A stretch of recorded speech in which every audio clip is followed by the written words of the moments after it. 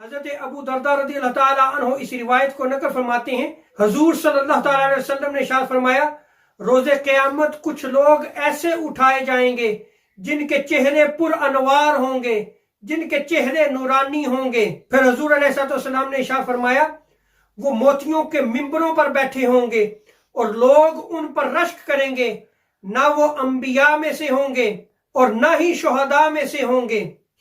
एक एराबी एक देहाती घुटनों के बल बैठ गया और उसने ताजदार कायनात सल्लल्लाहु अलैहि वसल्लम से अर्ज की, या रसूलुल्लाह सल्लल्लाहु अलैहि वसल्लम, इन मुबारक हस्तियों का हुलिया तो बयान फरमाइए। आका अलैहिस्सलाम ने जब ये सुना तो हुजूर अलैहिस्सलाम ने इरशाद फरमाया कि ये लोग मुख्तलिफ कबीलों से ताल्लुक रखते होंगे, मुख्तलिफ इलाकों से ताल्लुक रखते होंगे, लेकिन एक दूसरे के साथ अल्लाह की रजा की खातिर मोहब्बत करते होंगे और इकट्ठे होकर अल्लाह तबारक व तआला का जिक्र करते हैं।